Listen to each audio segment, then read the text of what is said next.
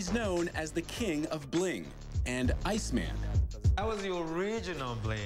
That was bling Tell bling. how old I am. I'm like, That was bling bling. Now we're just bling. A master craftsman whose dazzling and magnificent creations are worn by legendary movie stars, elite athletes, famous musicians. You've got Colin Powell and Muhammad Ali and Angelina Jolie and 50 Cent, Meryl Streep. Even presidents. They all got the top. And even though he hobnobs with the rich and famous, he's never forgotten his Nigerian roots or how hard it was to achieve success in America, which is why he gives back to those less fortunate. This week on African Voices, we meet the jeweler to the stars, Aire.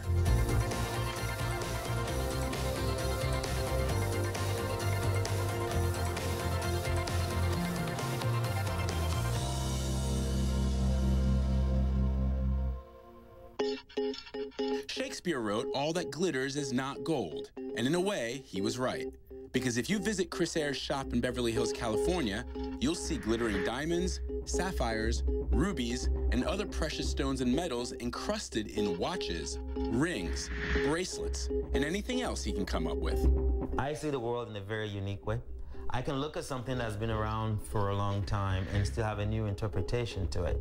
He once designed the diamond-encrusted cuff priced at $1.7 million and fashioned the $500,000 diamond-coated guitar for hip-hop artist Wyclef Jean.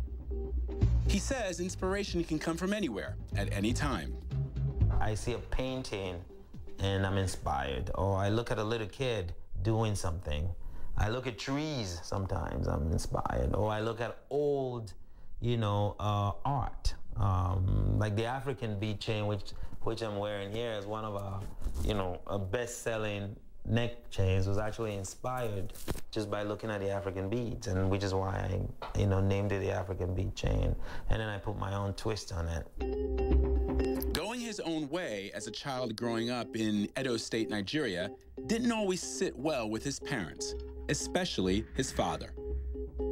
My father and I were very close growing up, and just like every African father, he had his, he had my path all pretty much made out for me. I knew there was a lot more out there than there was here, and I wanted to go and, explore that, and he wasn't very happy about that. So our relationship got strained the minute I decided I wanted to go to America.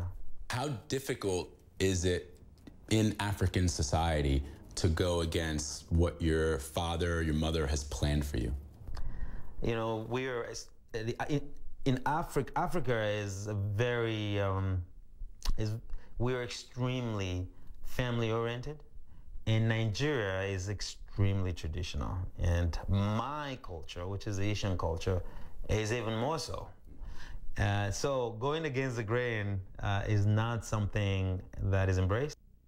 His father was a successful businessman. Chris was expected to follow in his footsteps and go into the family oil business. It was almost like defying, the rule, but I wasn't defying the rule. I just knew that there was something within me that wanted to experience something that was outside of what, the nomenclature was. And that included for me, stepping out of the circle, so to speak, and breaking sort of that tradition. But it wasn't in defiance. It wasn't, I wasn't trying to be vindictive. I just knew that I would be miserable if I didn't. When he was 18, he moved to the United States to go to college. When I was growing up here, to me, America was what I saw on television. It was the Wild Wild West. It was heaven on earth. It was Disneyland. Heaven on earth and Disneyland rolled up in one. In his mind, fame, success, and prosperity were just around the corner. And then came reality. When I first arrived in the U.S., my first job was working at a fast food restaurant. I was college student. Because I had, met a bunch of Nigerians, and they told me that it was impossible for a Nigerian to do anything. And that the only jobs that we could get at that time was being either a security guard or working in a fast food restaurant. While he worked at making burgers, he was also working on getting an education. My first goal was to get my bachelor's degree. And so I needed a job as well, because my dad wasn't too happy about that idea. So I had to find ways to support myself, which was why I took the job working graveyard. So I would work I'll go to work at from 10 p.m. to 6 a.m. in the morning. And then I'll go home, get a couple of hours nap, and then go to school at 9. And I was at school from 9 to about 4 p.m. And then I went home, got ready, and repeated that again, 5 days a week. When you graduated from college, you tried a couple of things. Well, one of the things I tried was, I really wanted to be an actor. You had to be a member of the union to even be considered for a job. And if you were in the union, you weren't considered for a job. And if you didn't have a job, you weren't considered for the union. I'm like, how am I gonna work this out? So I basically just decided, you know what? I can sing too. And you don't need a union for that. So we put a band together with a friend of mine and another girl called Raw Silk, and we just started singing and making records. Did you guys play gigs? We didn't really play gigs, we just wanted to release records. So we were in the studio a lot, producing, writing, arranging, and we put out a couple of records with the band, and they didn't really do well. And then I went solo and put out a record that actually went up to number 8 on the street charts in LA. And I was like, wow, this is awesome. I'm gonna continue this. Now people are gonna come chasing me down to give me a record deal. It still didn't happen. Did you at any point before this think I should call my father and maybe he can help me out a bit because I'm struggling? No, absolutely, I did. Living in America and having to be broke and having to sleep in my car and having to do things that, I just kind of felt at the time was not comfortable things to do, I often thought, why don't I just go back home?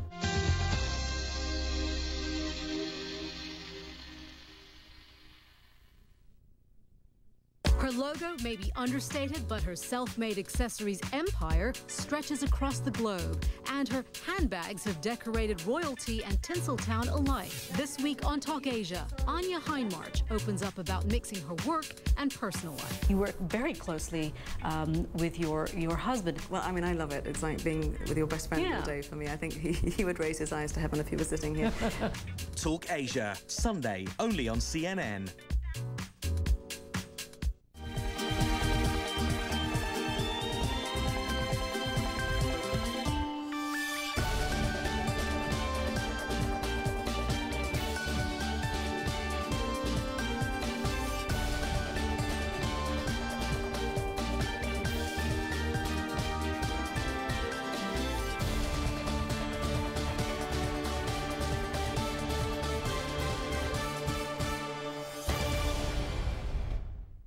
Game-changing designs, tech talk with top innovators. CNN.com/blueprint is the place to feed your imagination.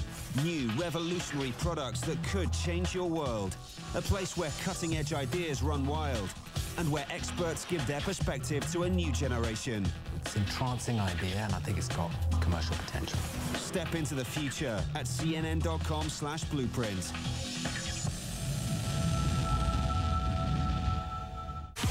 The passion and ambition to turn dreams into reality. But do they have what it takes to turn a profit? African Startup follows self-starters breaking into business. The risk and reward, the opportunity and obstacles. This is their journey.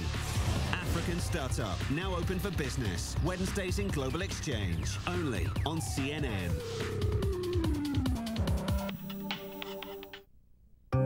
Each year, around 40 million young people join the world's workforce. And there's a formula that benefits everyone. Young people plus decent jobs equals growth. It's called the multiplier effect. Here's the formula minus the decent jobs. The result is 228 million young working poor plus 75 million young unemployed. So let's invest in the present for all of our futures and get young people into decent jobs.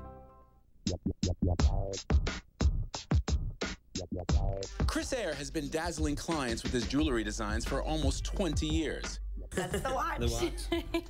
His client list is a roll call of Hollywood's and the music industry's elite. This is rich.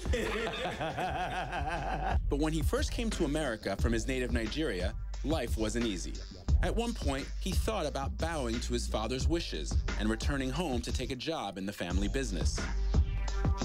There was a stubborn part of me that didn't want to come back home because, number one, I knew if I came back home, my father would be right. I didn't want him to be right. But I also knew, having, been to America, having seen a lot of things, that I wanted a part of that. And I yearned for it. And I know coming back would have been basically accepting defeat. So now you are sort of almost broke, and you've tried your hand at acting, tried to sing your way to the top. And so how did the jewelry idea come to you? So I met a gentleman there whose father was in the jewelry business, and we just sort of hit it off. And so he took me back and told me his father was in the jewelry business, but I always had this secret fantasy of investing all my money from entertainment into jewelry, because growing up in Africa, I knew it was a lucrative field. So his dad and I started chatting, and he basically found out that I had a secret passion, and that was to invest in the jewelry company. But what had happened, or what I didn't tell you earlier, was there were times I would go and hang out and basically spend the night in the house. So he knew I wasn't doing well. And so he asked me, he says, look, since you're interested in the jewelry, do you know anything about jewelry? I said, no, I don't. He says, well, why don't you come and work for me a couple of times a week while you're not doing your music? And then that way, when you get that big break and you make all that money, you'll be able to make, like an educated investment. At least you know what you're investing into.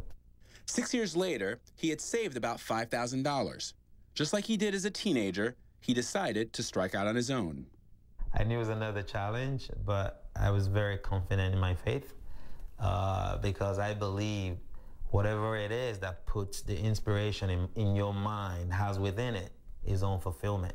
So it was a leap of faith, and I took that leap of faith. He spent a year frequenting night spots where he hoped he might meet potential clients, exhausting his savings and maxing out his credit cards.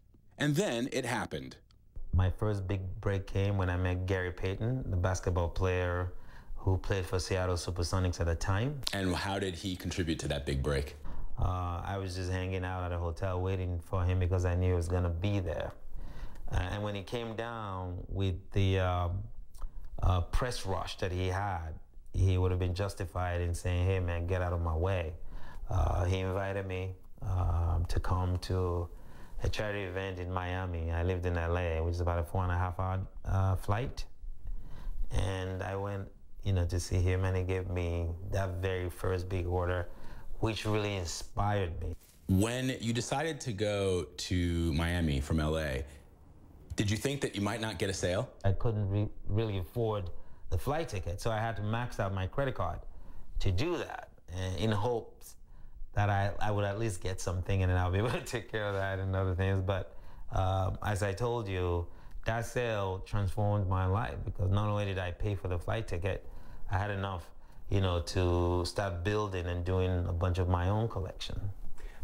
Gary Payton is a guy that I'm grateful to this day, because when I was at that crossroad, he was the guy who basically sent the elevator down for me and said, hey, we're gonna pick this one up. I don't know at all what this was like, but were you like a guy who shows up with like a suitcase and you're in front of like a... That was me. Really? That was me, man. I had my little Coach bag. I had everything in it. Because seriously, I didn't know any of these guys. Right. So walking up to them, you really have just a minute, if even that, to say, yo, this is what I got. So I was like, yo, man, look, I'm a designer. And I had instances where people thought, I was selling hot items. Right. It's a bunch of fake Rolex guys, here, right? Man, it's got some stolen stuff. How big was that first order? It was about 50,000 at the time, and back in 1997, 50,000 was a lot of money to me. Yeah, it's still a lot of money. It's still a lot of money. How difficult was it to compete against established jewelers, established watchmakers? Well, number one, getting into the jewelry business, being a man of, African descent or African American descent, just being a black man, was a very tough thing because at the time that I started, I honestly didn't see any African American or any black person in the business. And some idiots made it a point to remind me of that. But there were other people that were from the same race of people that didn't see me that way. And they were the ones that gave me the opportunity to come in, and they were the ones that, encouraged me. They were the ones that gave me my first line of credit.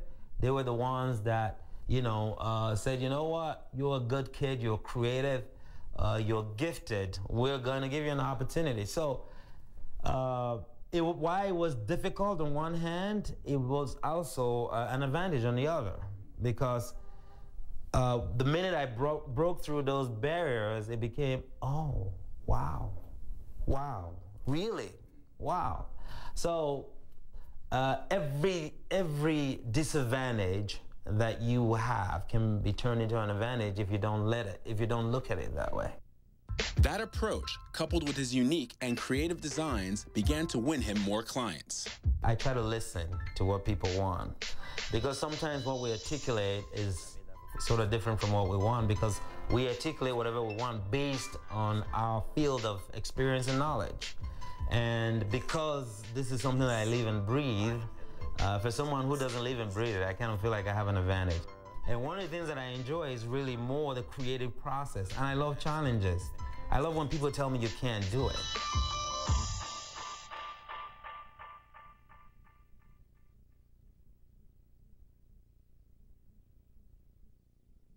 When it comes to property, people say location is everything.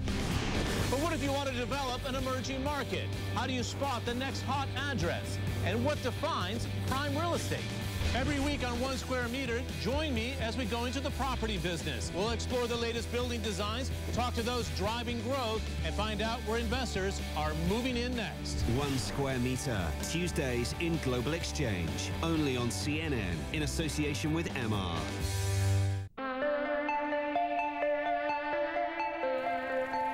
High mountains, higher adrenaline, the highest speeds. As the World Cup season continues, we're on the slopes with the stars. Go behind the scenes and catch all the action on CNN's Alpine Edge. All weekend in World Sport, in association with Longines. Information is knowledge, information is power, information is security.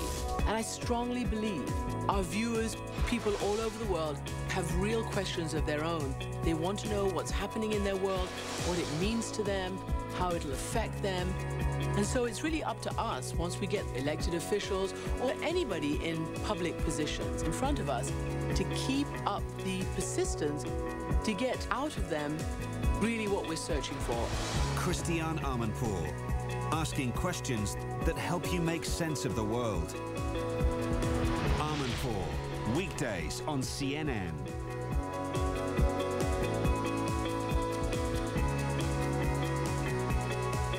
CNN wins Cable and Satellite Channel of the Year, Best Single News Story, and Best Social Awareness Program at the Asian Television Awards.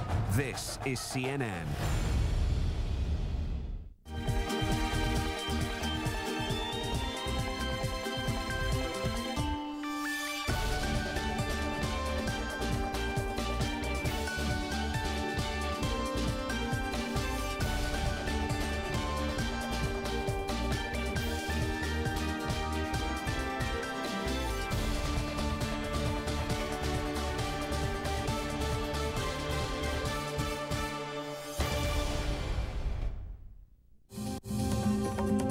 To hear from you. Let us know which African you most admire and why. Go to cnn.com/African Voices. Scroll down and you'll see the question, which African do you most admire? Just add your choice to the comment thread. Beverly Hills, California, home to movie stars and the luxury brands that cater to them. And now, Nigerian-born jeweler to those stars, Aire has a shop here. It's just another milestone in a career spanning almost 2 decades. In 2004, he made fashion history when he became the first jeweler to stage a jewelry runway show at New York Fashion Week. You see Naomi walk, she got those crazy diamonds and she was working it. He says he stays grounded by frequently visiting Nigeria and donating his time and money to several charities here, including this orphanage in Abuja. Why is this important to you? I think for me, children are really the pillars of any society. And just even if it's just a minute or two, that you want to carry me for your head? Trying to carry him. No, even if it's just spending a moment with them, I think that creating an impression is really, really important in the mind of kids. And if that impression happens to be positive, which is there are people who care about you, I think it inspires children to do amazing things. So for me, that's important. It's important for us to embrace the kids because they're our future. And what these people do here in this home inspires me a lot because most of these children were abandoned, they were dropped off. Some of them were even found on the roadside, so they could have not even been here. So the fact that they do it here, the fact that they have a place like this, and we can come in and contribute in our little ways, for me, is a privilege. He also tries to do more about the challenges facing Africa. I was raised here, and I understand how it is that people often come here and take advantage. It's something that I think is wrong. I think it's wrong to exploit people for diamonds or any natural resources without consideration for their well-being. I think it's wrong to get children that are not of labor age into labor. And I think it's wrong to not give back to the society where you're getting, your raw materials. So I've been very vocal about it every opportunity I get. And to that end, I have actually spent a lot of time in Sierra Leone and in Guinea-Conakry. Even now, just trying to streamline my business, but it's a very big business. And for me to sit here and tell you that I know where every single raw material comes from, I would be disingenuous. But what I can tell you is that we do everything within our power to make sure that we know, our suppliers, and we've partnered with people all the way down, just to make sure that we're streamlining our business and getting our raw materials responsibly. Aire believes that Africans should support local designers and luxury brands, which in turn can speed up the growth of African businesses. If we invest in developing our human resources, we will still be a formidable economy, not just in Africa, but in the world. I think there's going to be a time where Africa, and starting with Nigeria, becomes, the envy of every luxury market. Those people fly overseas, they go abroad to spend money on all the other major brands. So we figure, why not bring it here?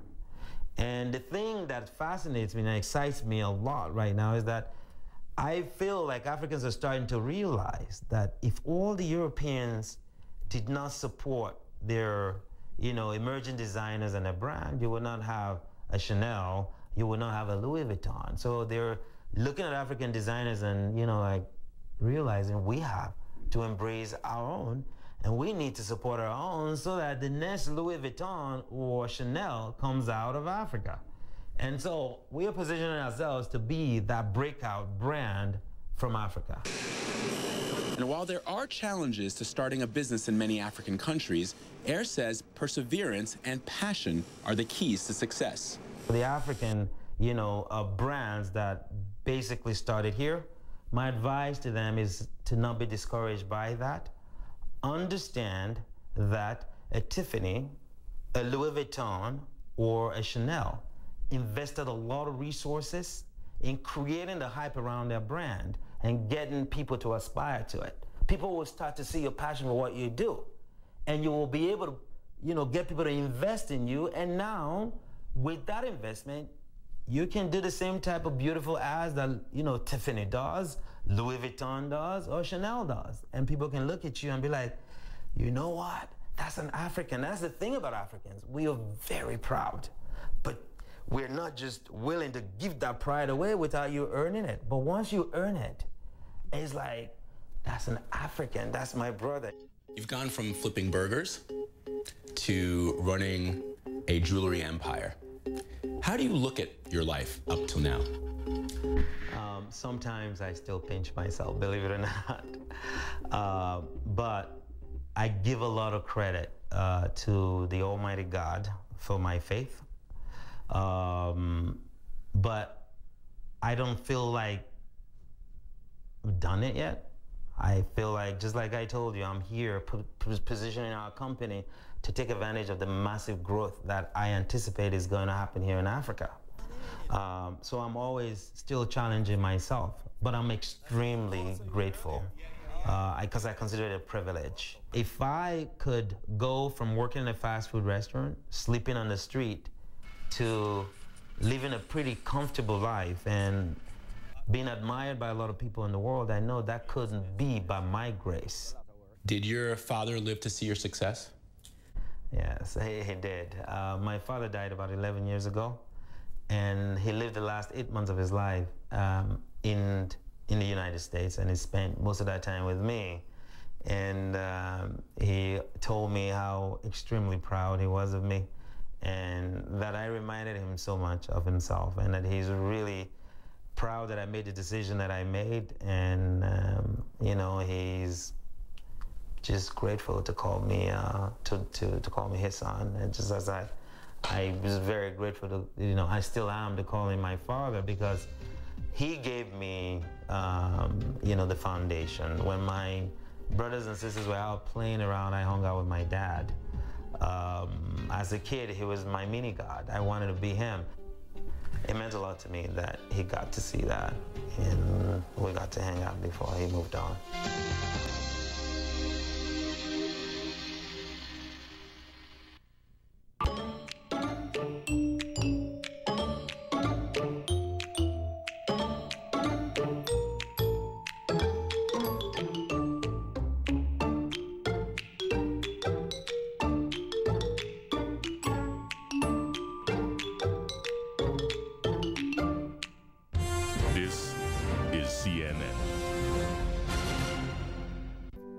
What happens when simple innovations are used to improve women's and children's health?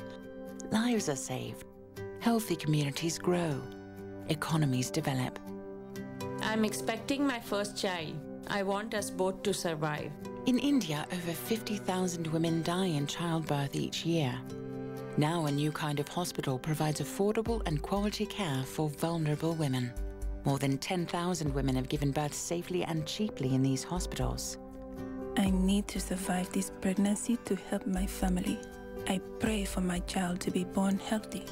From South Africa to Bangladesh, women in rural areas can receive health tips and reminders about treatments and appointments on their mobile phones. Using programs like these helps ensure high-risk pregnancies are identified and HIV is not passed from mothers to their children. Find out how you can join others and help save lives. CNN News Center, weekdays on CNN.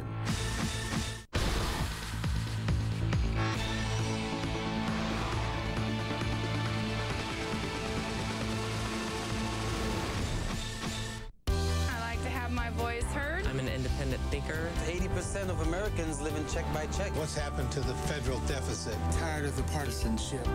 Public education needs funding. I believe in a smaller government. Our country's in a mess. I'm very hopeful. I'm very positive. We have got to secure and control the borders. You got to hold firm to your own convictions. Let our voice be heard. Our voice does matter. The topic around the table is always China. And this month, we're back in Shanghai to get a closer look at the world's top-ranked educational system. You have 9 out of 10 students telling you, it depends on me. If I invest the effort, my teachers are going to help me to be successful. Can Shanghai's success be duplicated across China? I'm not very optimistic about education inequality in China. Join me for a conversation about China's most important asset, its next generation. On China, Wednesday on CNN. I'm Andrew Stevens in Hong Kong, and this is CNN.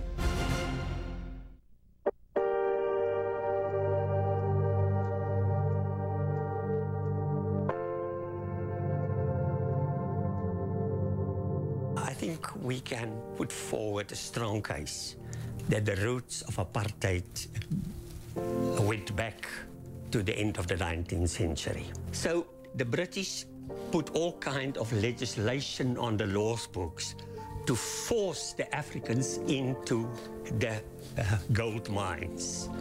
It was done in accordance with the ideological approach of the British Empire at that stage.